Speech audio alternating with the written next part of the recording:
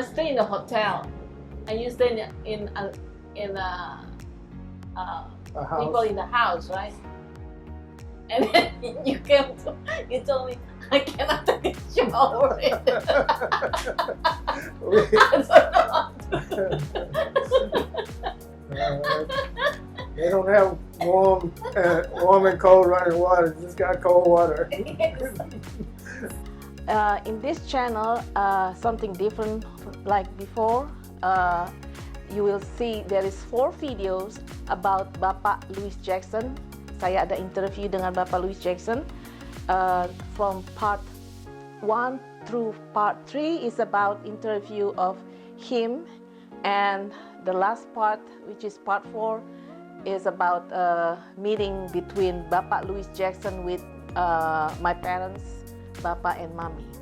So I hope you enjoy to watching my videos, and please don't forget to give your thumb and subscribe my video.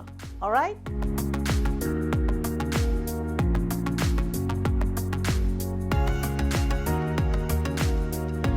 Hello everyone. Welcome back to Mercy Wallace channel. Today the topic is I'm gonna have a question or interview, question and answer with one of my brothers that he used to be a missionary to Bandung, especially to ITB campus.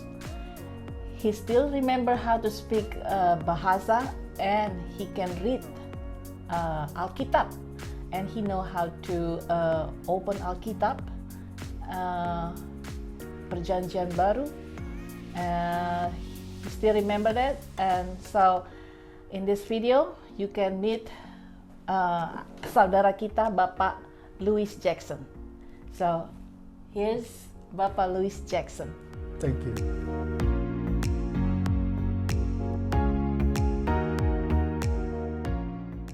Bapak Louis Jackson, I have some question for you. One of the question I want to know, what year did you came to Bandung, Indonesia, and how long you stay in there? Okay, I came to Indonesia in the year of 1972, and I stayed for 2 years to 1974.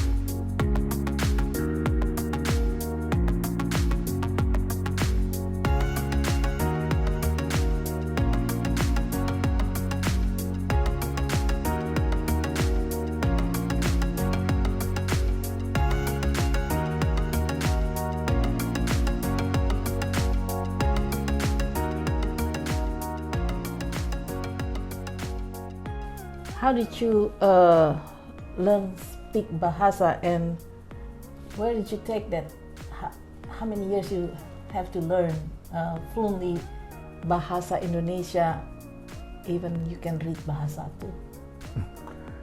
Well, I had to go through a program where I was under 3 different teachers, and I started basically at the grade school level. Actually, I learned from a book where they introduced Tuti and Hasan, and I learned the basic words of the Indonesian language. So you learned Bahasa before you came to Indonesia? No, once I got to Bandung, I was put in a school, and I was given training by 3 different teachers after I got into Indonesia. Okay, so the teacher also can speak English? Yes, yes, very good English. Very, they like English. Very good. Yes, I had one teacher that was a Muslim, Oh, and he introduced me to the Indonesian language from the Muslim standpoint. I had another teacher that was Chinese, and he was the one that taught me the basic grammar of Indonesia. And then I had another teacher that was Javanese, and all of them taught me basic Indonesian. I had to learn basic language, and then I had to learn, we had a book that I read from, that they taught me to read from, just beginning as a first grade student, as it were, right on up till I was able to learn some of the language. And then I had to go out and do practical stuff like renting a becak, becak. becak, Okay, okay. or go to the store, or ride the transportation around the city. Oh, okay. Public transportation. Yeah. Oh, okay. When the first time you learn, it's kind of like difficult for you to understand. It was. But the wonderful thing about the Indonesian language is it is a simple language, and I had some very good teachers, and they did it in a practical way, so that once I learned some of the basic elements of the language, I was forced to go out and take basic transportation like the becak and other transportation, and to go and deal with stores and buy stuff. So that helped a lot. And plus I was living in an asrama with students from ITB. Okay. So it takes about a year and a half. year and a half. Mm-hmm. Then you can understand what bahasa is. Yeah, actually the first year, because it is a hands-on training, you're learning as you go. So I felt fairly comfortable, I guess, after the first year and a half, but I was already speaking the language the first year. Oh, that's Mm-hmm. that's wonderful. Okay, another is did you visit another small town beside in the campus ITB? Yeah, as a matter of fact, we went all over Indonesia. We had one ministry trip that we went down into Timor and visited a church there. And then we went to, on our vacation, my friend and I went over to Bali.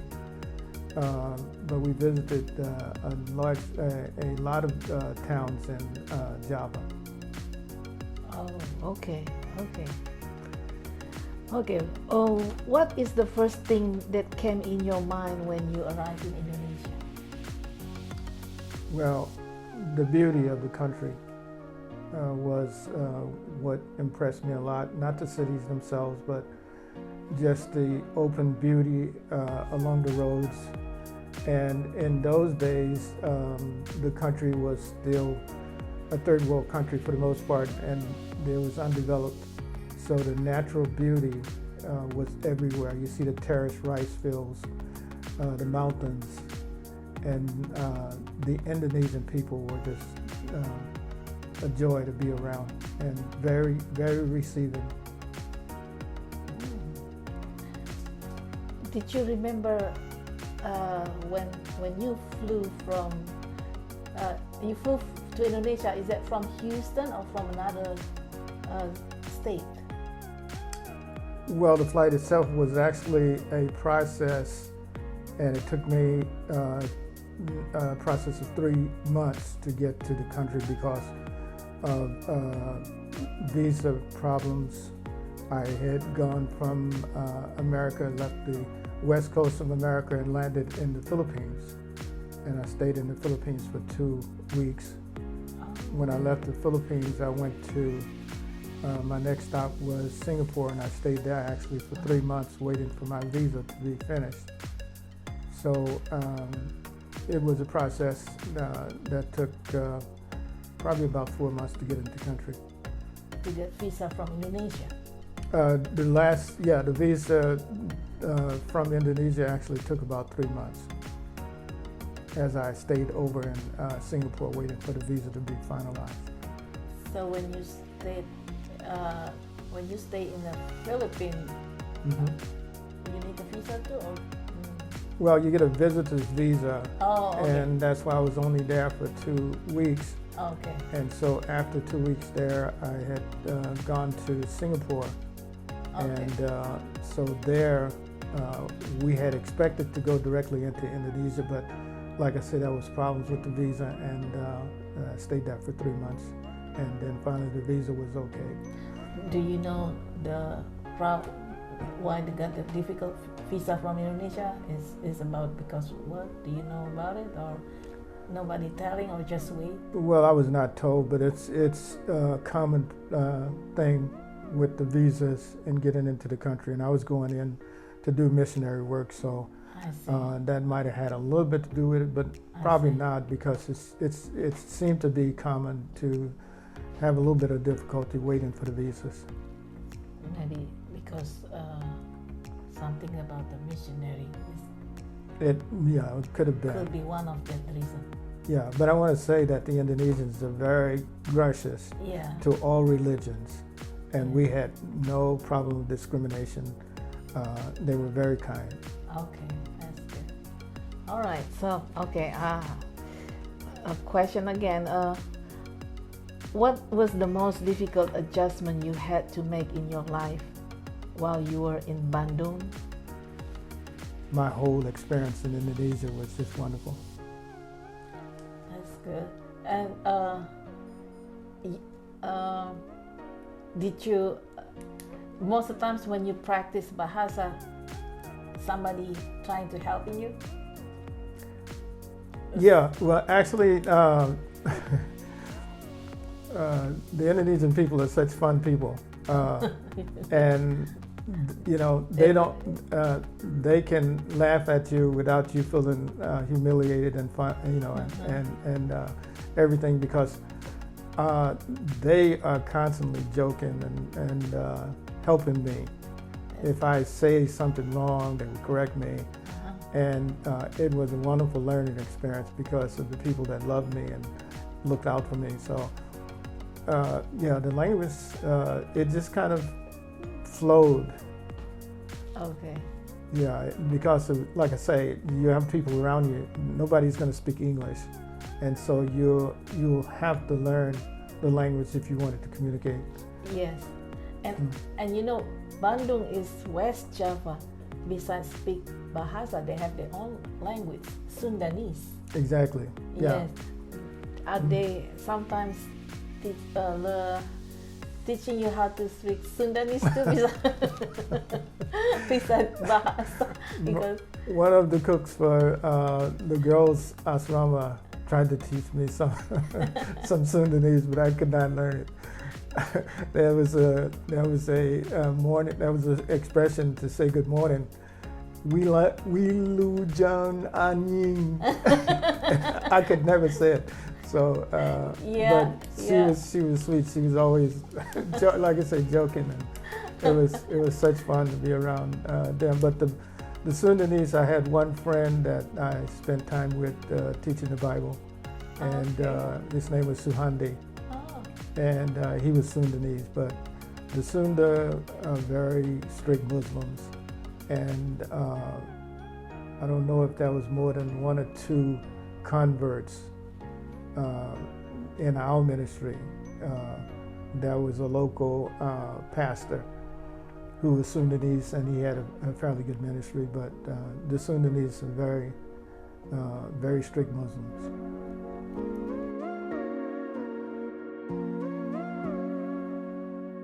in the past, before the missionary came, in that time, in back years, there is no believers in there. Christian witness, yeah. They believe what they want to believe. We cannot tell they are Muslim. They believe what they want to believe, following their heritage. And that's why no Manson came over to North Sumatra. That is wonderful. Yeah, the Indonesians, for a large part, I think, still are animists for the most part, right? And some of the non-Christian areas, even though they're Muslims, the animist belief is still very strong amongst a lot of the Indonesians.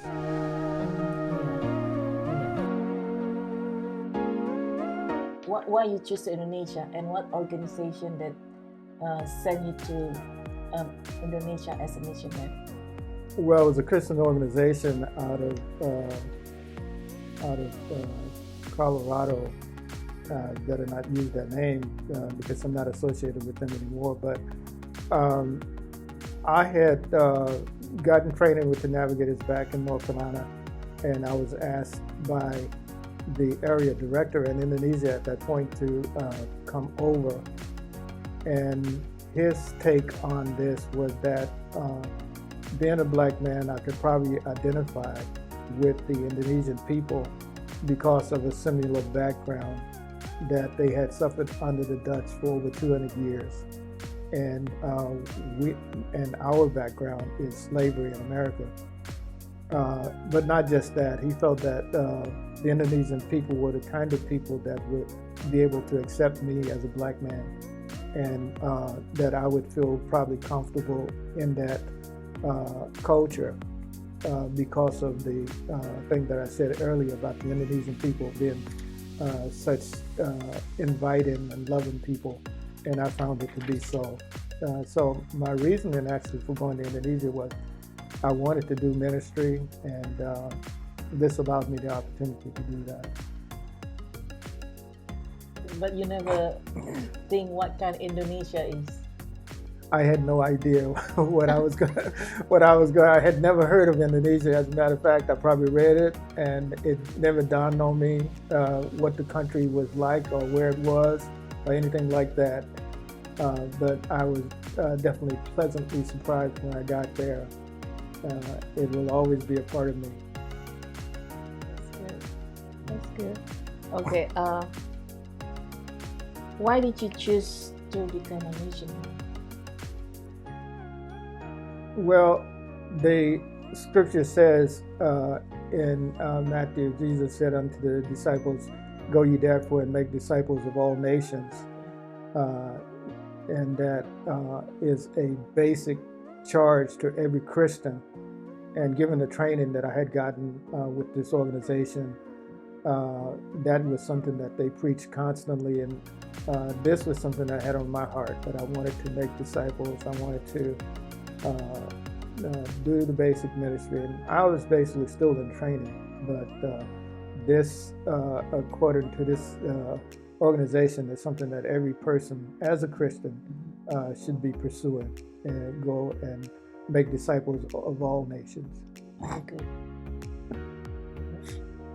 That's true. I agree with that. Wonderful. By the scriptures. Yeah. Wonderful. Yeah. Make all nations my disciples. Amen. Yeah. What was your average daily life when you were not in ITB campus?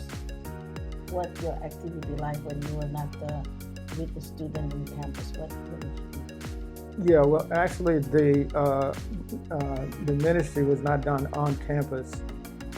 We had group meetings in homes and maybe in different public places, but the students themselves were active as Christians on campus, but ours was the training aspect of the ministry, and we would tend to train the students, who in turn would go and do the ministry among other students.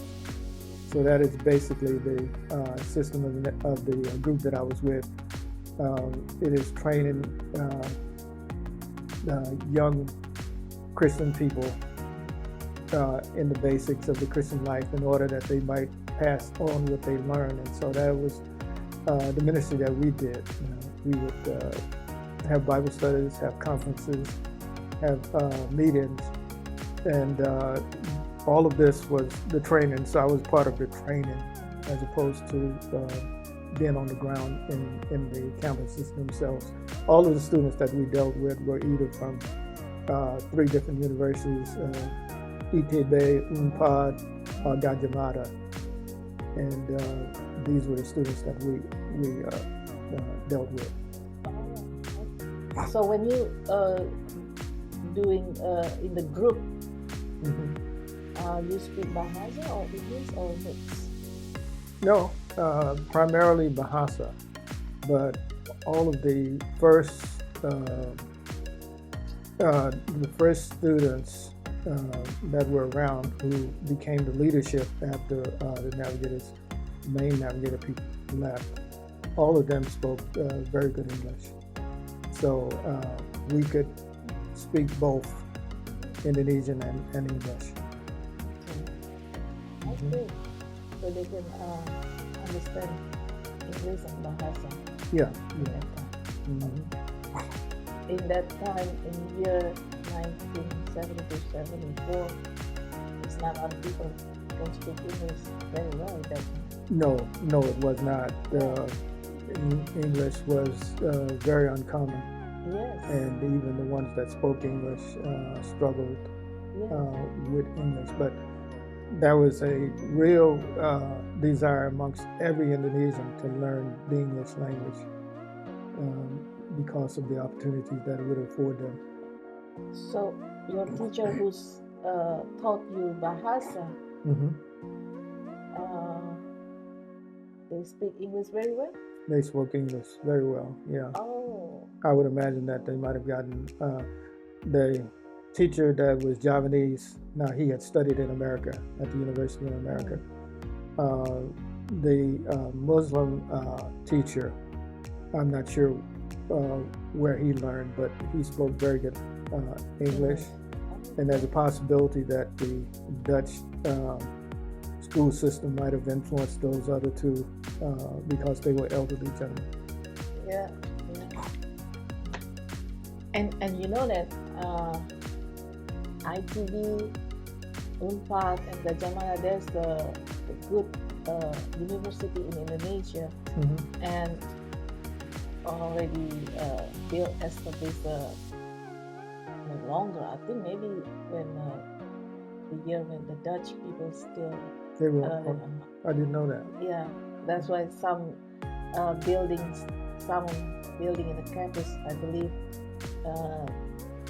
there is a old style that's built with the Dutch people's design.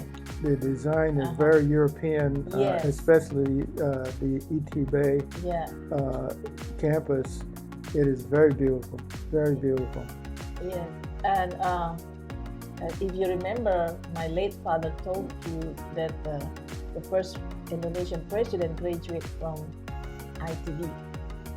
I forgot about that. Oh, yeah, okay, I remind you again. Yes, Yeah. Our first president named Sukarno. Pak Sukarno. Yeah, Pak Sukarno. Yeah. He graduated, he got the engineering graduate from ITB. Yeah, I know he's Yeah. an engineer. I Yeah. thought he had studied in. Bandung. So that's kind of like an old campus in Bandung. Yeah, at that time. it is, Yes. it seems old, but it's still very, very beautiful. Very When I was there, it was still very beautiful. And until now, they're still good. Mm. Students who graduate from that campus, like when you graduate from Rice University, Yeah. it's easy to get a job. Yeah. Yeah. It's an engineering school. Yeah, most of engineering school, yes. Yeah, I think UNPAD, we had several young men that were doctors, that became doctors, and I'm thinking either they went to Gajah Mada or to UNPAD. But there was several that are doctors now. Yeah. Yeah. Yeah.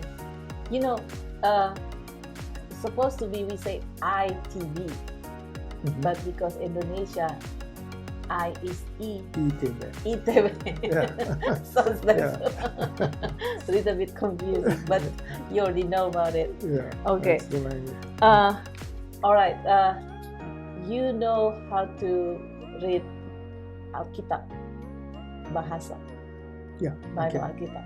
So I give you my Alkitab, Okay. and I want you to read it in Bahasa. Is Okay. that right? Okay. Yes, thank Let you. me get to you. Okay.